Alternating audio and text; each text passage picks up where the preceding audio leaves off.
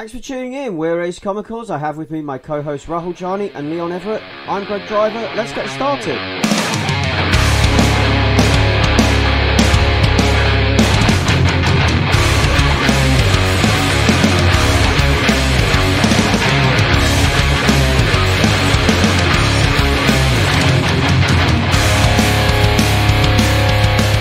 It's episode 20. Spooky season is upon us. The air smells like fire, leaves litter the ground. It's October, and we're on Halloween countdown. Well, at least I am anyhow, because I love this time of year, and I love Halloween and autumn. It's great. So, let's dive into it. Today I've got both Ray and Leon. Guys? Hello. I didn't know if I was supposed to say something there. Hi. Hello. The team is back together. Yeah, it's weird. We haven't recorded the three of us in so long. I know. It's like I was like I had my heart in my mouth just then. Like, are both of them going to answer? Or am I only just going to get the one of them? No, we just left immediately after you started. Someone recording. Just drops out. Yeah. No, I've got both my co-hosts this time, which is so good. So, one of the we don't usually do news items, or we don't do news items very often on this podcast. But I think there's one thing that I picked up on that it just struck me as really, really odd. Really weird thing for Marvel to do, and that's Marvel had struck a deal of some sort with a defense contractor company called Northrop Grumman, and the deal was that Marvel were going to make characters in comics that use Northrop Grumman tech as a way of advertising, like Northrop Grumman basically. Marvel say this was something to do with introducing STEM to a broad audience and probably trying to get kids on board and interested in science and whatnot, and that kind of stuff. But really, like, these guys make weapons. They're like defense contractors. They make arms for the US military. Is that really something Marvel should be getting involved in? Considering what Marvel's message has been in recent years, and the way Marvel have portrayed defense companies and things like that in their comics. And what are you talking about, man? It's for the kids. I know, but it just seems so hypocritical, so hypocritical of Marvel to sign off on something like that. I mean, obviously they backtracked when they saw that people weren't happy about it, and rightly so, and they cut the deal and completely went back on it, like, this ain't going ahead anymore. But they've said that, but I don't know if it isn't. If I think part of it is still going ahead. Like, I'm not sure. Like, I don't think they've completely. I think they're going to continue to work with them, but in a different way. So they're going to try and slip the pill into your food in another way, kind of thing. Like maybe in the ice cream instead, while you'll notice it less. I don't know, but. Yeah, it's a weird one. When I came across this news at the weekend, I was like, "What? What? Like, what the hell?" And it's funny because I saw a lot of the outrage on Twitter before the panel. A lot of people had just come across it and been like, "What?" and seen that tweet on the 6th of October where it's like from the official Marvel account, where it's like Marvel and Northrop Grumman join forces. Come check out the Marvel NYCC booth tomorrow. Blah blah. And you get like an image of like that cover of the book where it's like this sort of diverse group of new heroes, and behind them are like the Avengers, and it's like, what the hell? And the logo of the defense company is like prominently like on the cover as well. And I was like, that's weird. Like, what's going on here? And then it's just funny just to see the next day, this event has been cancelled. Like, they replied to themselves, like, this event has been cancelled. Like, no other explanation until they released a statement in the afternoon that day. Yeah, it wasn't even a full 24 hours. It was something like 15, 16 hours in between, or something ridiculous like that. It was like, what? Because like the statement was just reading stuff. The activation, weird terminology, but the activation of Northrop Grumman at New York Comic Con was meant to focus on aerospace technology and exploration in a positive way. However, as the spirit of that intent has not come across, we will not be proceeding with this partnership, including this weekend's event programming. Marvel and Northrop Grumman continue to be committed to elevating and introducing STEM to a broad audience. You see, that's the part I picked up on, that they're going to continue. So I don't know if they're going to be working together like backstage somehow, and not doing it so overtly and blatantly as to make a comic about a defense contractor. But yeah. Are we sure Northrop Grumman actually exists and it's not just some Marvel fabricated ARG type thing? Is it a real company? I have no idea. I've never heard of this place. Yeah, they're real. Unless it's some epic long con. They made B-2 stealth bombers for the US government. So, yeah, they're real. Sounds pretty cool. Yeah, until you realise what they're used for. Right. It's not... Yeah, no, it's just a bit of a weird thing for Marvel and to announce to the average Joe on a Twitter account as well. Yeah, well, the thing is, it's quite interesting because it does sort of bring this up in terms of like military companies and the military and how they work with companies who create entertainment and fiction.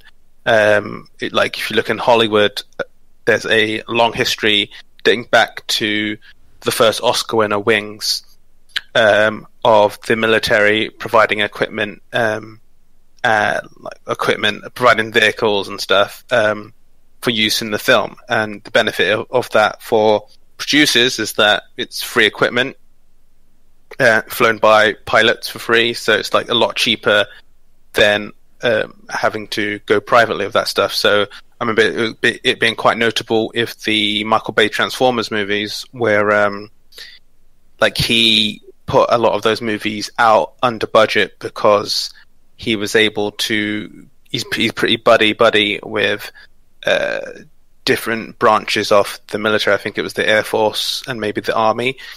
So a lot of the helicopters and jets that are used in those movies, he was able to get basically get them leased and borrow them from the military at like a much lower cost than if he'd had to do it privately. So it creates this weird sort of uncomfortable thing in a way, where is this usage promotion, or is it really the defense contractors' way of giving an outreach program? And it's always tricky with those, because it could be a thing where they're just paying lip service, and really it's like, oh, it's a good opportunity to cross our brands, blah blah blah. Well, or it could be a way for them to try and give back. But I mean, it's kind of hard to just accept that, and it does feel. I mean, this wasn't like hidden or anything in a way. Like, it's on the cover and everything. It's not like somebody read in the fine print on the editor's page, oh, Northrop Grumman. Like, they were trying to do something, and it just seemed like the public, the Twitter sphere got on it really early. Well, not really early, like the day before, and caused a backlash. But I don't know. I think it'll be interesting to see which other companies, because I mean, in terms of like, say, product placement or relationships, partnerships between two different like entities in that way. Yeah. Like, how far does that go? Because you do get like the odd sponsored thing. You do get a lot of product placement. It does happen, but I mean, this is like, it just strikes me as really nefarious. Like, they're trying to find a way to slip kids a pill and get them thinking favourably of the military-industrial complex. Yeah, that's the thing. It does sort of feel like they were doing like Power Rangers or like Captain Planet, but like working with the company and like under the pretense of like science and technology. But it leaves a bad taste in the mouth. Well, it's there's a screen grab in this article that I looked at, which is of an advert where it says Dream, and it's got like Stark Industries and Reality, and it's got the Northrop Grumman building, and it says underneath, make your dreams a reality. There's a company that makes the wildest stuff you can possibly imagine, and it doesn't just exist in the comics. Come join us at Northrop Grumman. Yeah, there you go.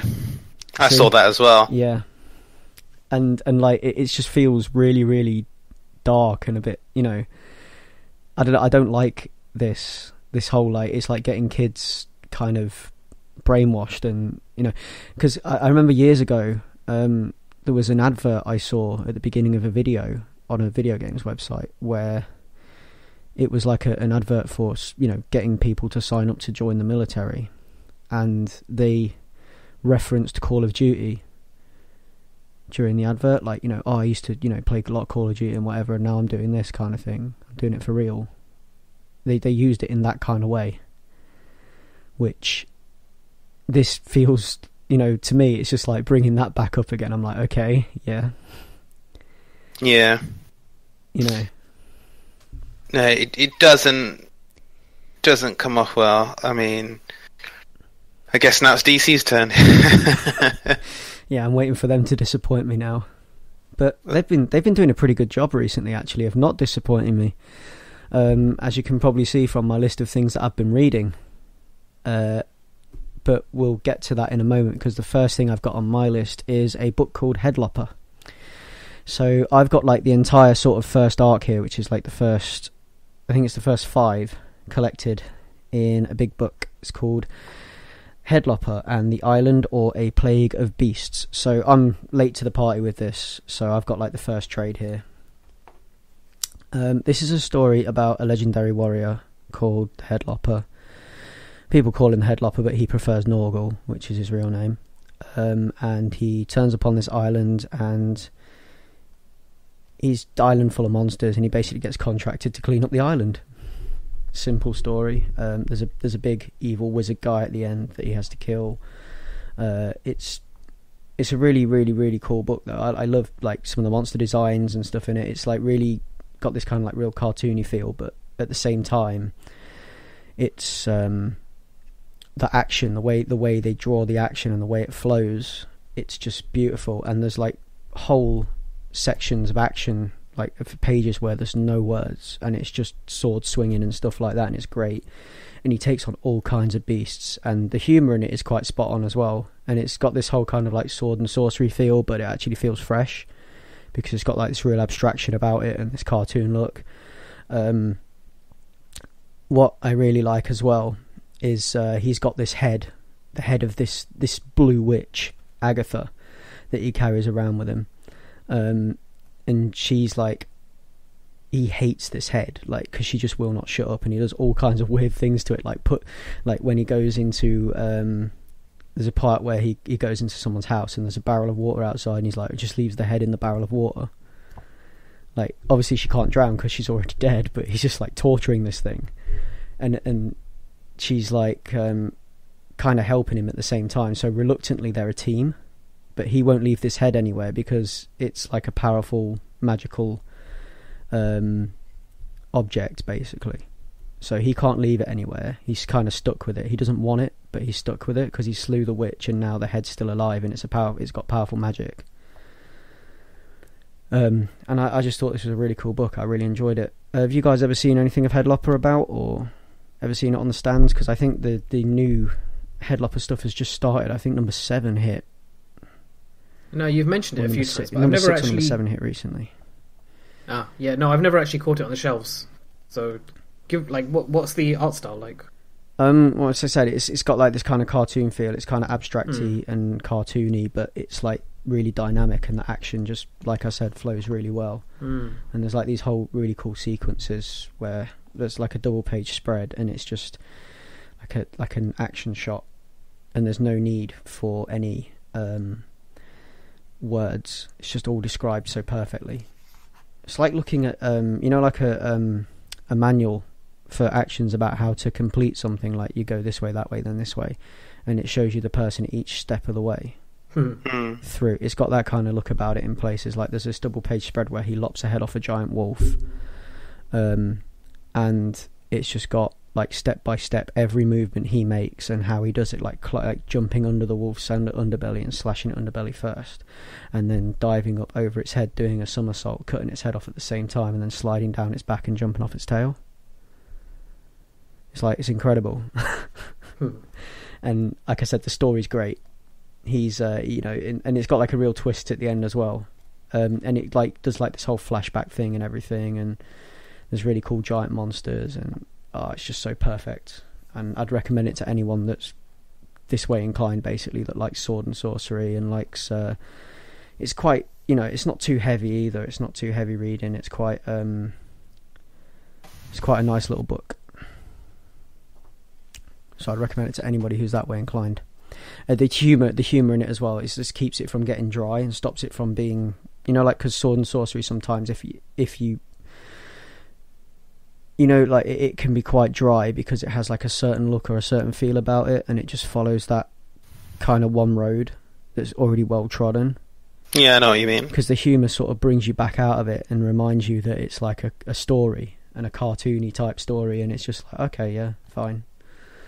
There's like whole little comic strips that have kind of like a when you read comics at the back of a newspaper, and it's got like a kind of like a 3-panel thing where it's like a little joke, and that's it. There's bits like that in it.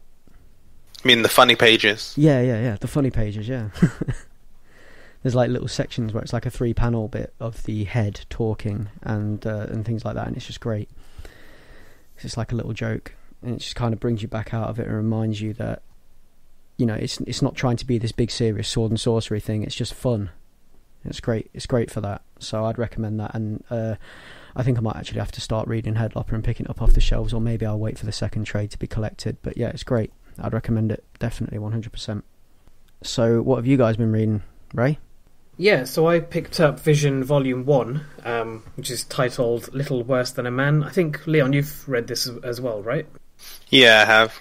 Yeah, and it's written by recent favourite of the cast, I guess, Tom King, who also writes Mr. Miracle. And it feels like a sibling comic, like a sister comic to Mr. Miracle in some ways. It's got that same level of depth and gravity and like heaviness that Mr. Miracle has. So it's basically about the Vision of the Avengers wanting to start a family so desperately that he creates one for himself. And like the book basically explores the implications of his life and what it means for him to have created a family that he wants, and then how they break the mold that was expected of them. It's really interesting. Yeah, what do you think about it, Leon?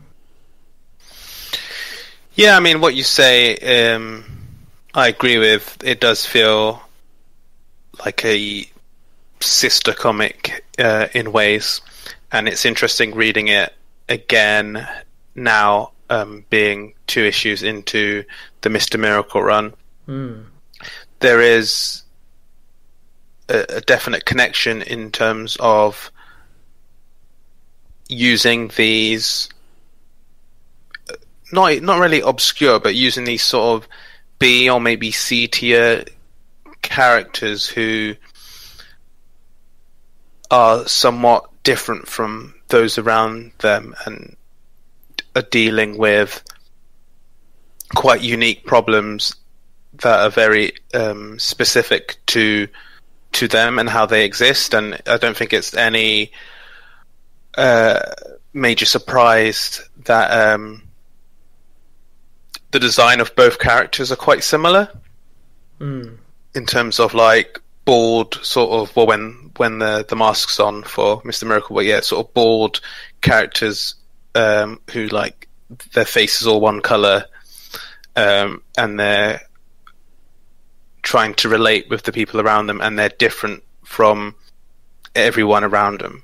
In Mr. Miracle's case, he's from another planet, and in the Vision's way, he's synthetic. So it's quite interesting, like rereading it under that, or coloured with my readings of Mr. Miracle. But yeah, the book itself, art done by Gabriel Hernandez, Walta, is colours by Jordie, Bellaire. Yeah, the book is so interesting. So I remember first reading it because it was when the trade for the first volume had come out, and there was a lot of just that cover of the family sort of on that sort of classic picket fence, or the family on the porch, but because they're Visions, they're leaning through the doors and like going through the door. And I remember that capturing my eye and seeing a lot of like positive stuff about, oh, you've got to read the Vision comic, but I didn't get onto it for several months after. But I remember like the first time just being sort of blown away, as I wasn't sure what the big thing was. I never really super been into like the Vision or really understood the Vision as much, only in terms of like his creation and his relationship to the Avengers, but I never really delved in. And one of the things that what I love that Tom King is doing with these characters is sort of drawing you into their world and getting you to see life through their eyes. And I think it does that pretty well. I mean, it doesn't feel gimmicky, as it easily could do, having like suburban Vision and the Vision family, but it is a good exploration of a lot of like different themes. It feels like in the first, I think it's maybe the first issue or the second issue in the first trade, there's like the Vision and Virginia, his wife, they're arguing, but they're synthetic, so they're arguing in a way that's based in like logic over emotion, but they're trying to see the benefits of not living that way and to be more human, because they in essence were made by humans. So to try and understand life that way, they're trying. So they've sent their kids off to like normal school and everything, but they're having an argument, and the way it's written is so interesting because they're like doing sort of synthetic robot-y speak to each other, but they're hitting points that you've experienced in arguments with your own significant other, or you can imagine a married couple having argument over, and the resolution of the argument feels very natural and true.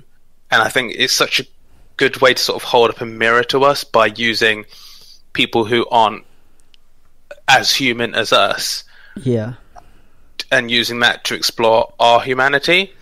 And I just found that really interesting. And on this reread that I've done, I wanted to read the that director's cut that's been released, but I haven't got around to it. I assume there's lots of like cool art pieces and stuff, but I don't know if it actually adds new panels or anything like that.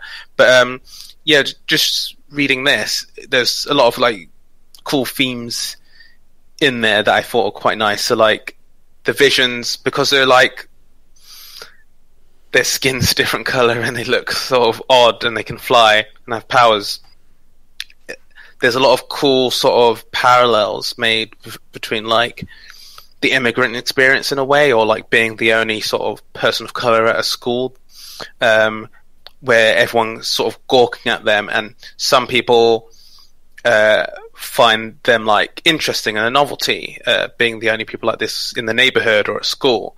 And it's like, oh yeah, I'll hang out with these people. They got superpowers. They can do these cool stuff. Then other people are like taunting them and saying, "What are you? Are you real?" And bullying them and spray painting like mean messages on their like garage door. And I thought that's a very interesting sort of mirror, especially in the spray painting incident, which I won't go into too much detail. But the lead up to that is about these two kids and how they're good kids and they know all the bad words for people who pray to different gods or have different skin colors, blah blah blah. But they never say them, like, because they know it's bad.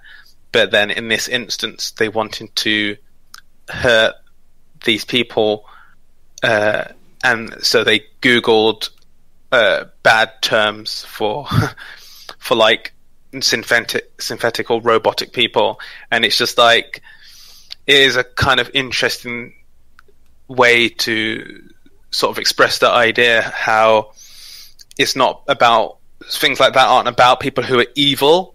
It's about normal people making horrible decisions because they feel threatened, or they want to push back against something that they deem is not normal. That they don't understand. It's the usual way.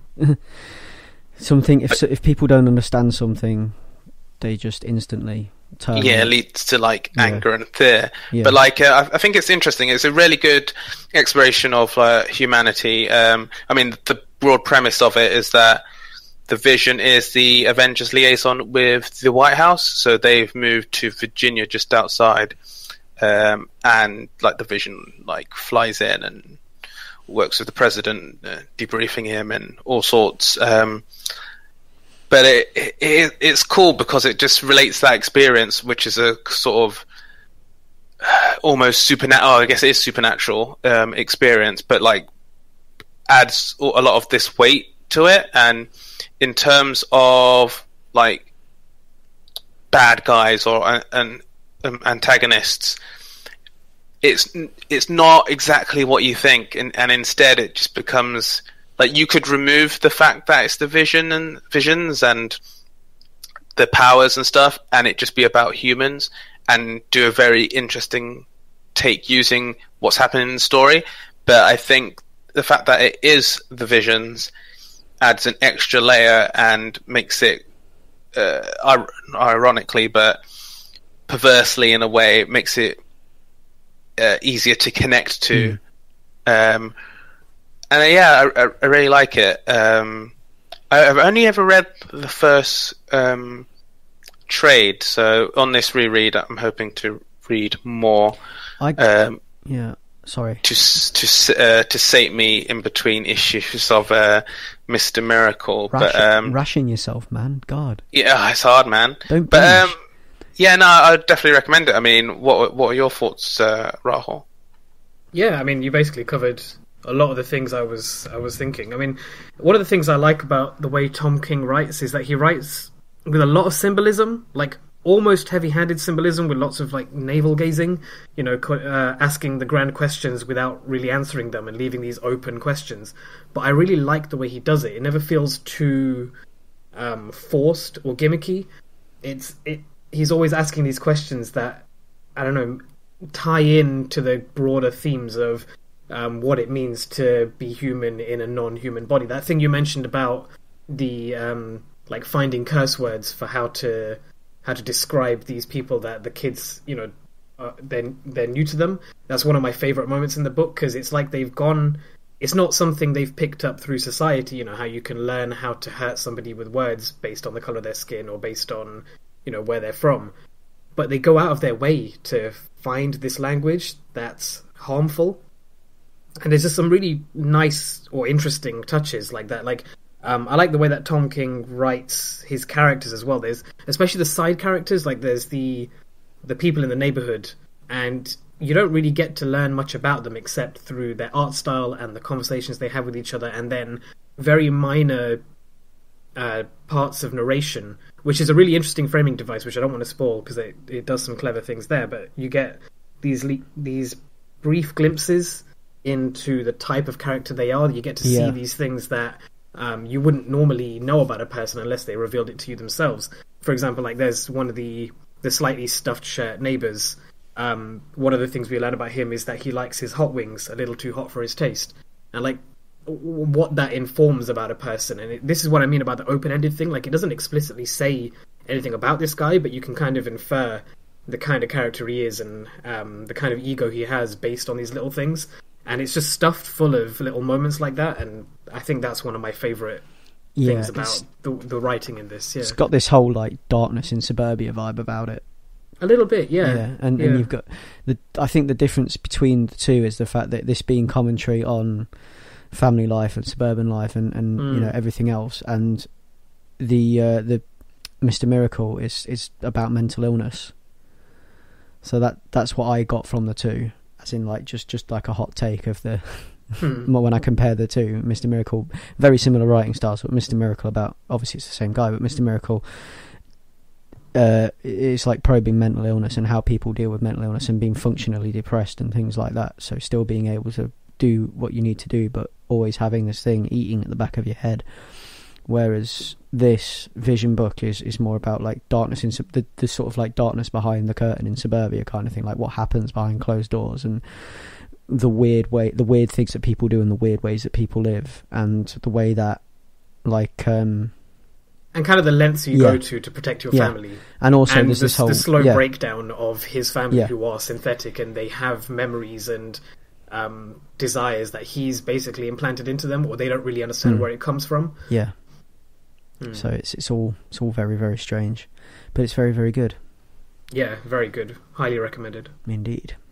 So I guess next on the list would be the first of the 2 DC books that I wanted to talk about that I mentioned earlier. I should probably mention before I go any further as well that Head Lopper story, art and cover entirely by Andrew MacLean. Because I need to start making a point of mentioning creators, and obviously with help from Mike Spicer. So yeah, it's kind of like a 2-man army type deal. Almost a 1-man show, which is quite impressive for the book that it is. It's really good. So on to another 1-man show, actually, which is Batman White Knight, which is a story art cover by Sean Murphy with help from Matt Hollingsworth. He did the colours. Now, I picked up both covers of this because I was really excited to start reading this. This book is... this is the first one of 8. There's only it's only going to be an 8-part series. It's separate from the actual Batman continuity and everything else. It's just a separate Batman story, kind of in the vein of the old Legends of the Dark Knights type thing, but not, because Legends of the Dark Knights was an ongoing thing that went on for a while. So it's kind of like in that vein where you get like these sort of like one-shotty Batman tales. Gave me that. I got that feeling from it when I was reading it, that this is like, these great Batman stories that everyone always talks about that were published as, either short Batman stories out of continuity or as part of Legends of the Dark Knight. Things like The Long Halloween and that kind of stuff. So, but it explores the idea that Batman is Gotham's trouble. That Batman is the reason for everything crappy that happens in Gotham. That it only happens because of Batman. So it's all Batman's doing. Because Batman is there, everyone else is there. And obviously, we talk about these ideas. Like I've sat down and had drinks with people, and I've gotten to discussing Batman, and we've gotten into this kind of like really deep discussion about how, these guys only exist because of Batman. Like Batman created all of it. It's Batman's fault. But this actually takes that idea and builds on it and explores it, which I really like. So it starts with Batman chasing the Joker, and as Batman is chasing the Joker across the city, it sort of like spotlights the damage that he causes and the people that he harms in the process. Like he doesn't actually kill anyone, but like he injures a couple of people building on a building site. He drives over people's houses in the Batmobile, like smashes their roofs to bits. He chases the Joker and shoves a security guard out of the way and injures a security guard in the process. And he's because he's just so focused on catching his prey, so to speak, that he doesn't care what happens and who gets hurt in the crossfire. He's kind of reckless almost. I mean, we know that, almost. Yeah, well, is very reckless. But we get the feeling that he's like, obviously he's at the end of his tether here, but this is how Batman always is, and you never realise this now, but when you go back and look at Batman stories through this lens, you start to think, okay, yeah, so maybe he is a bit of a, maybe he's the reason Gotham's in such a poor state. But yeah, so all the damage he causes and the lives that he ruins when he goes out to save the city, this drops a spotlight on it all. And so it gets to the point where he's caught the Joker, he's caught up with him, and he's laying the beat down on him as he always does. But this time there's something a little bit wrong about it, because the lens that we're looking at it through, it's like, dude's going too far. Joker's had enough. Stop, man, stop.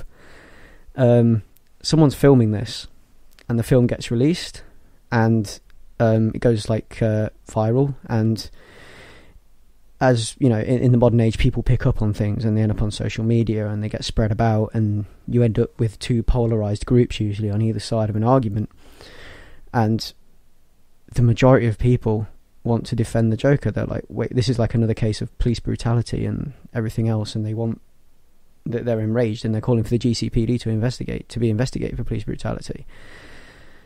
And people are actually on the Joker's side.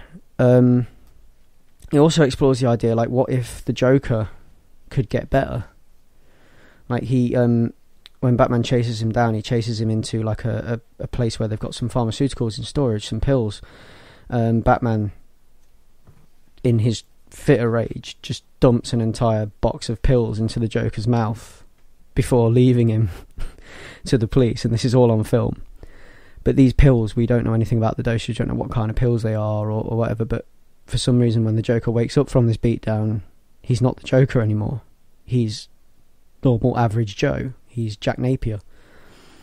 And he sets about, first of all, bringing GCPD to task for what's happened, and also he wants to try and save the city. So he's going on a kind of a crusade to save Gotham. And I thought it was really interesting. I'd be interested to see where this goes, actually, because I really quite like the idea of it. I mean, what did you reckon, Leon? Well, when you recommended this, I was like, oh my god, like another Batman thing. And like, I say that with everyone knowing that I love Batman, but I think like the most recent Batman I've read, it was the part of that crossover, the DC Knights, the metal. Yeah, the metal. So I was thinking like what is this going to be? Like White Knight? Like, is this what is this going to be? But yeah, it's actually quite interesting. Like what it does, I was not expecting at all. So this whole thing with the Joker sort of having public opinion on his side and all that, it was quite interesting because like the way it opens with like the Joker on a Segway like outrunning the Batmobile, which is like looks like the Tumblr version from the Nolan films, which is quite cool. And like Batman himself, he feels like a mix of like Nolan Batman with TAS Batman, especially when he's in Bruce Wayne mode. He looks so much like the Kevin Conroy voiced version. But yeah, like it's just this mayhem at the beginning, but then it's funny because Batgirl's with him and she's like, "Oh, calm down, Bruce," and then like you've got Barb and Nightwing trying to rein him in. Nightwing comes along and like fixes up something during this chase, and he's like, "Control him," and it's just like, "I'm trying, man. Like, you know what he's like." And it's like, at first, it felt like they were just touching on like this sort of now standard take on Batman as like Batman's the real bad guy of Gotham and and he's wearing the mask and he's actually Batman and he's not like Bruce Wayne is the mask and and I thought like I had to like double check, like, is this a new comic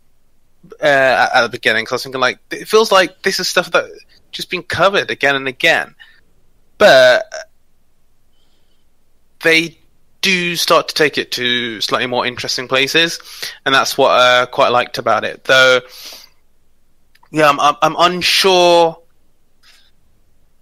like where exactly it's going or what it's trying to say yet, and which is hard with in issue 1 because like you have like these pundits on news, and you got like the woman who's like on the side of like the people who think like Batman went too far and brutalized the Joker, and then you've got like the other guy who's sort of like who cares if they brutalize them, like this is the Joker who's done XYZ, and it's like they easily start framing it, and she's like the liberal whiner and he's like the sort of Republican blowhard, and then he drops like the line it's like about SJWs. The SJWs. I'm thinking like that's a bit on the nose with this, but it also creates this weird thing of like what is it saying? I mean, the book is called White Knight, and it's like obviously it's like him as the opposite to the Batman, and he's beloved by the people. But then it's also like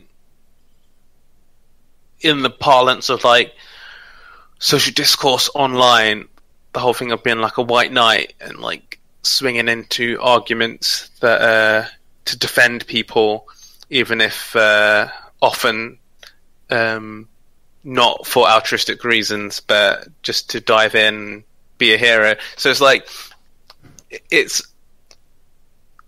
interesting to see. Like, I'm interested to find out what Murphy's saying, but he's brought a lot of interesting and still quite relevant discourse terms and examples into this. Would you? And oh, sorry, I was going to say, would you agree with me in saying that it's very much like a modern swing on DKR? Because you've got like the whole bit like DKR being Dark Knight Returns, as in like the Miller comic, but you've got like the especially with the bit at the beginning with the newscasters, and you know, and the way that it's they, you know, how do I put this? In DKR, they describe the city as being in turmoil because Batman's gone, but in this, it's like flipped it. It's like the city's in turmoil because Batman's there. Yeah, definitely like shades of it there. I mean, it's hard to have like quite a gritty take on Batman and not have that be like a watch point or I think like. Yeah. A major influence, and I can definitely see shades of that in here. But it is interesting because it's taking to sort of age-old exploration of the Batman character and laying quite a modern social discourse lens onto it. And at the moment, I'm not sure on what stance the piece is taking, or what focus it's what angle it's taking.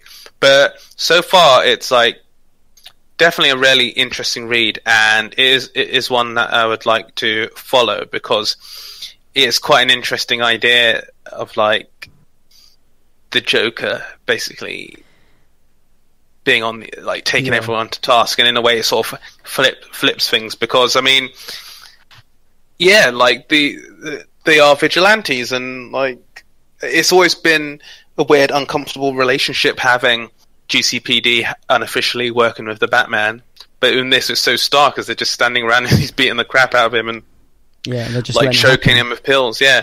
But so like yeah, I'm interested to see it where it goes, but I'll just touch on a few other things I thought were really cool. I thought like the splash pages are really like high detail, and I think like there's a one of the pages is in a library, and it does feel like there's like some depth to that room, and it does feel like a real.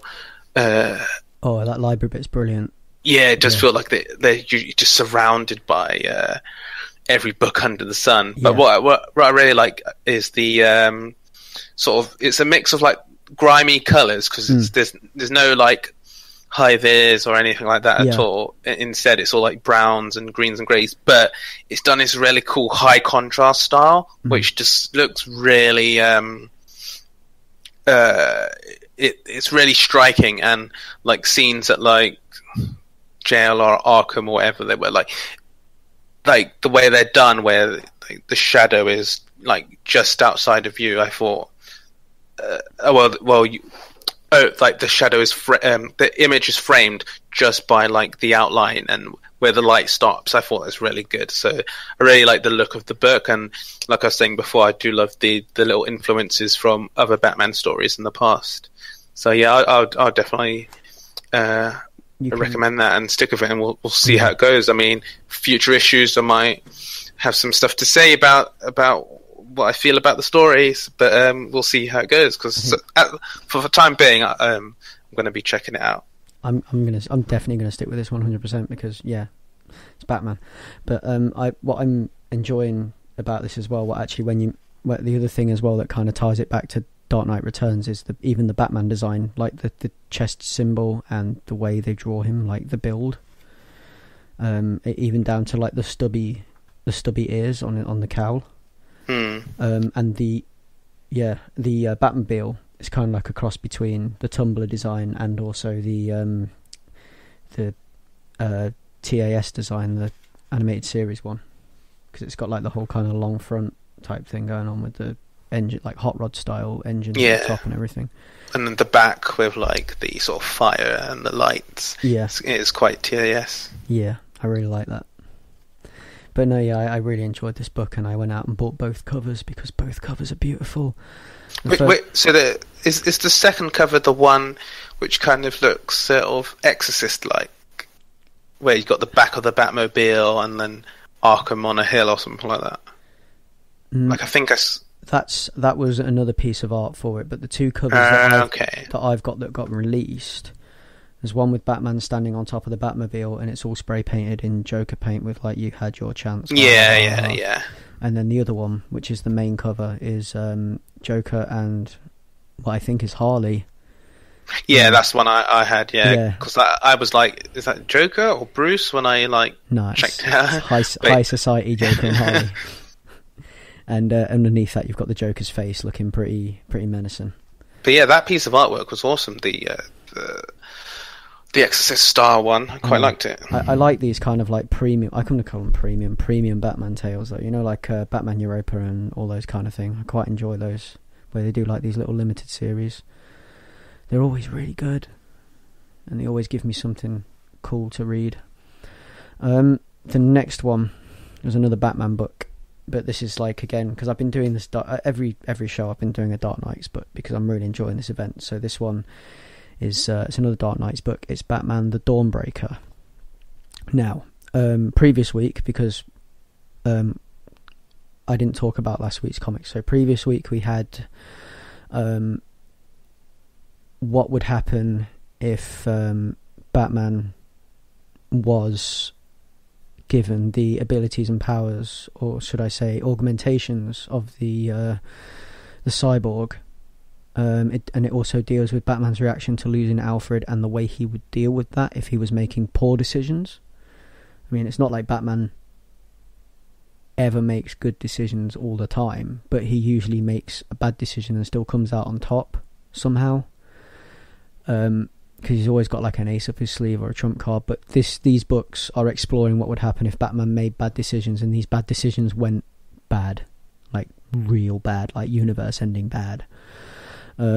So we had the Murder Machine, which was the cyborg one, and this time we've got Batman the Dawnbreaker, which is the Green Lantern one, which I think is the more interesting of the two, because I really like this one, because it doesn't actually... The thing this one does, first of all, is Batman doesn't become Batman. In the alleyway that night, Batman, you know, when his parents die, when Martha and Thomas are shot dead in front of him, instead of him being taken away by GCPD and taken back to the mansion and raised by Alfred, then going off and training himself, he gets visited and given a Green Lantern ring. So Bruce Wayne becomes the Green Lantern. He's not Batman, he's Green Lantern. But because the whole thing is that it triggers the ring delivery system and everything, because he doesn't feel fear. When his parents die in front of him, he doesn't feel fear, he just feels nothing. And because he doesn't feel fear, because he stands up to his fear, that's what gets him the green ring, because of the will that Batman embodies, the will that Bruce Wayne embodies. Because he is a character of such indomitable will. He's handed this ring, and he becomes the Green Lantern, basically. But obviously, being so young and so angry, he doesn't have the misgivings about killing that he would have had when he's been tempered and he's grown up and he's aged a little bit. He's just, he's just hot for revenge, basically. So with the Green Lantern ring, he obviously starts going too far, and he corrupts the power of the ring, and he allows his own darkness to seep into the ring, and instead of just being able to manifest like solid depictions or solid how do I put this, representations of his will, he's manifesting what he refers to as the void, which is the void inside him, which is a really, really scary place. And the cover of this comic illustrates it perfectly, because you've got this Batman the Dawnbreaker, kind of like this cross between Batman and Green Lantern suit, with all these like horrible tentacles and hands behind him, just kind of like streaming out, that he's obviously, you know, manifesting with this ring in this like black void framed in green. And obviously they send the other Green Lanterns after him, and he murders them all. In his universe, he murders all the Green Lanterns, and he's the only one left. And then he comes to our universe with the help of the Batman Who Laughs, which is obviously where it all starts and how it all comes together in Metal. But yeah, no, I really enjoyed this, and I really enjoyed it as an exploration of, you know, what would happen if you give such power to such a young, angry, confused child, and what would come out of that, and how Bruce Wayne might develop differently, if not becoming Batman, then becoming something else and being given the opportunity to be something else. Is the general theme here, the thing I'm enjoying about most of these books is what would happen if Batman wasn't Batman, if Batman was given the abilities and powers of these other members of the Justice League. Now, this is written by Sam Humphries. The cover is Jason Farbuck, and the main artist in the book is Ethan Van Sciver, or Skiver. And I think it's great. I think it's nicely put together. It's a little treat. It was really cool to read. I like this whole kind of like green and black framing that was going on throughout the whole thing. Obviously, with it being a Green Lantern and Batman story, green and black are going to be the dominant colours. But yeah, no, I really enjoyed it. It was good, and it's a nice little addition to the overall event, which I'm really liking so far. These one-shots are killing it. I don't know if either of you guys have managed to pick them up or check them out, but these like Dark Knights one-shots are killing it. No, not yet. I think I'm gonna wait until they're out and see where the dust lies once this thing's over. Yeah, I know. Because they do seem super interesting concept. They really are. Anyway, I'm going to shut up about Batman for a bit now, because I know you two have some more stuff to discuss. So, Ray, what you got left? Yeah, so I picked up a couple of the new Marvel runs of Generations. So I don't know if you guys have seen this, but they've been doing a thing recently, which I think it might be over by now. But they're basically taking the new and the old characters who have the same moniker. So, for example, Phoenix and Jean Grey, or Iron Man and Ironheart. And they have like the Sam Wilson Captain America and Steve Rogers Captain America in like a crossover. It's called the Generations series. So I picked up Ms. Marvel and the Miles Morales Spider-Man and Peter Parker Spider-Man issues. I didn't really know much about these going in, so I read the Ms. Marvel one first. So it's written by G. Willow Wilson, who does the writing for the regular Ms. Marvel run. And the art's by Paolo Villanelli. So it starts in media res, with like an old film trope where it does the whole record scratch, freeze frame. You're probably wondering how I ended up in this situation. And it turns out the situation is that she's got sucked into a time stream and sent back to the 60s, 70s. It's not really that clear what time period she ends up in. But basically, she ends up as an intern for a woman's magazine. And this magazine turns out to be run by Carol Danvers, under JJJ as part of the Daily Bugle. And it ends up at this time period where Kamala Khan, as Ms. Marvel, knows who Carol Danvers is, but Carol Danvers doesn't know who Kamala Khan is because it's before they'd ever have met. And it happens chronologically after Ms. Marvel, Kamala Khan, has had an ideological falling out with Carol Danvers. So she's kind of coming to this situation knowing that they've fallen out over certain things, but they're meeting again for the first time.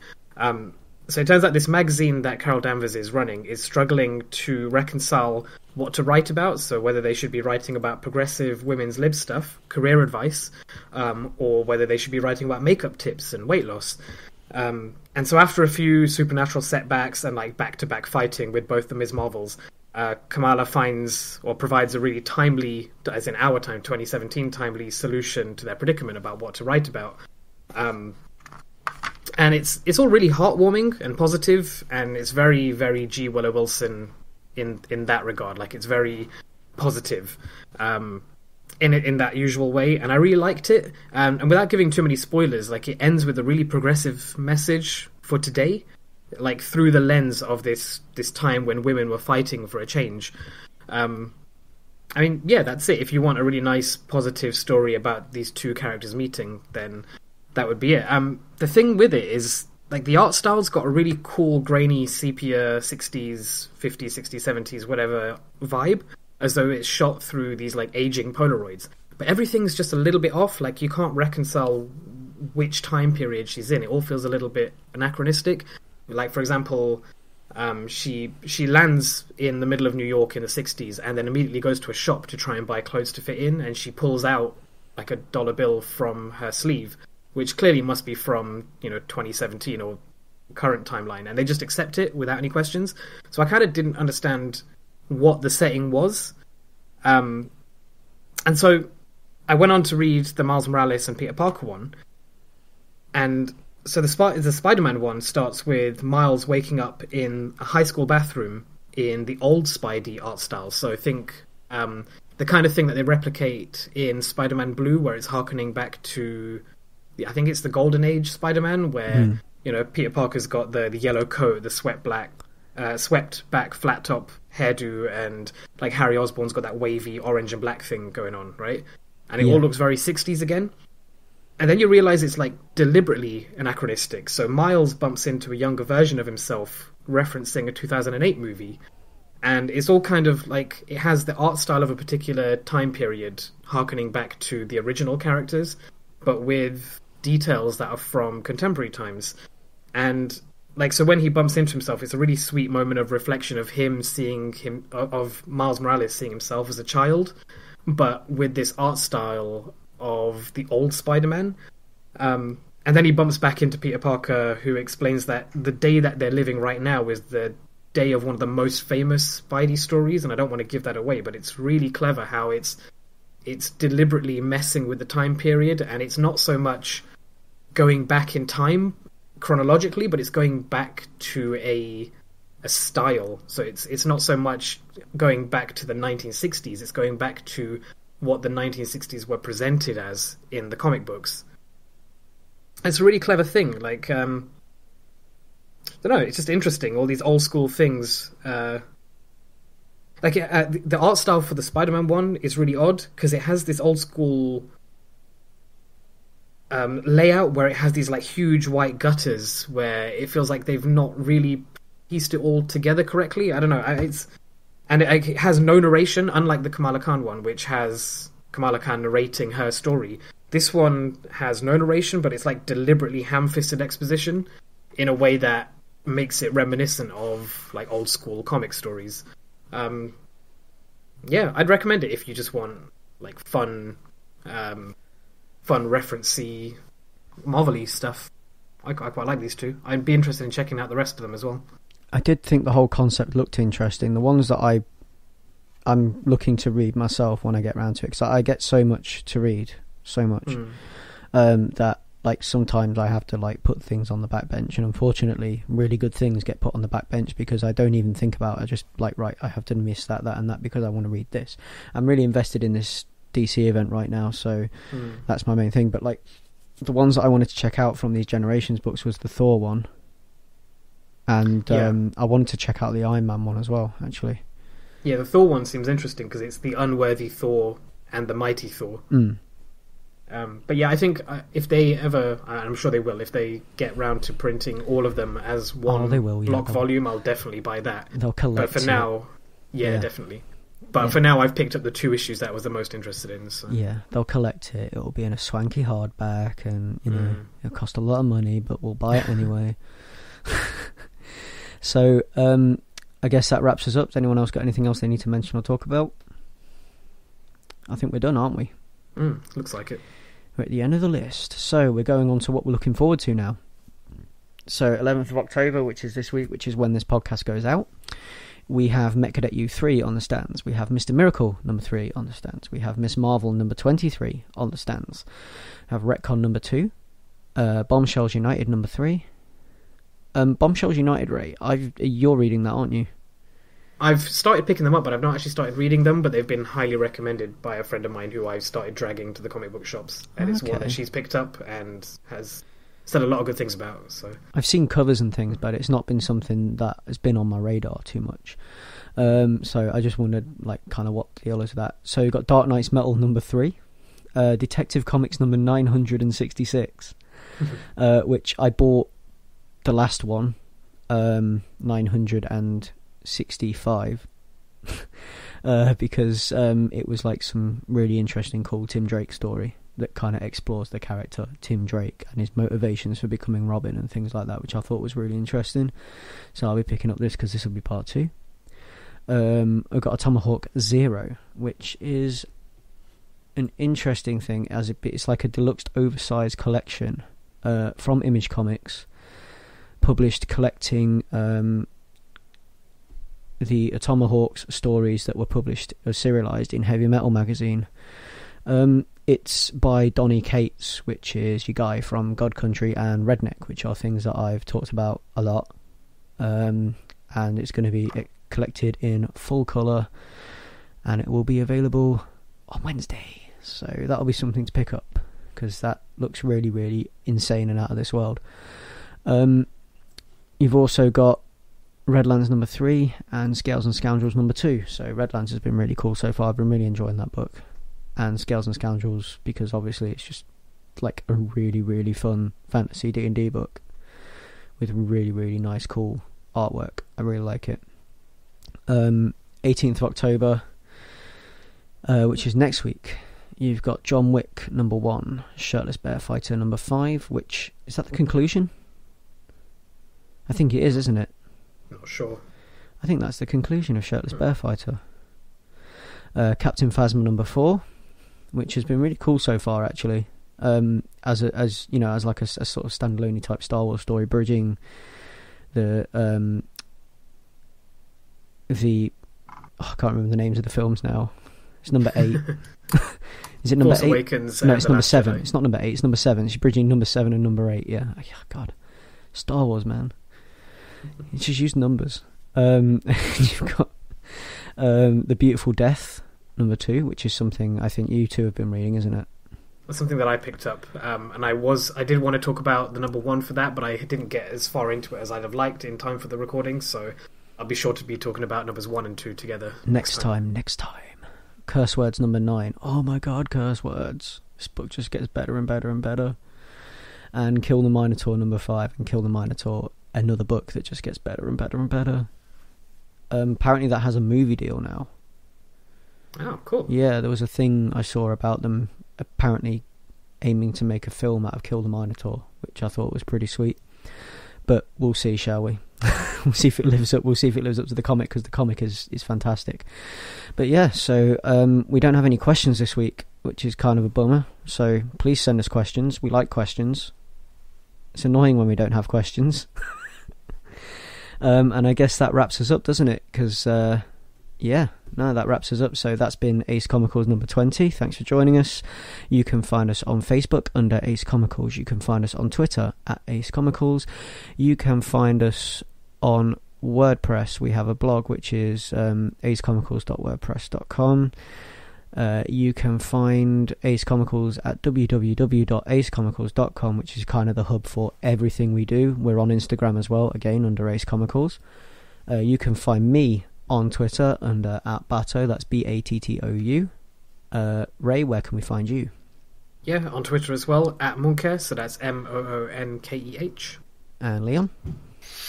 On Twitter also, @Leon Everett. Yeah, so if you want to send us a question, you can send us questions through, well, you can send a question to the Ace Comicals Twitter account as a DM, or you can reply to something we tweet, send us a question for the show. Happy to answer it.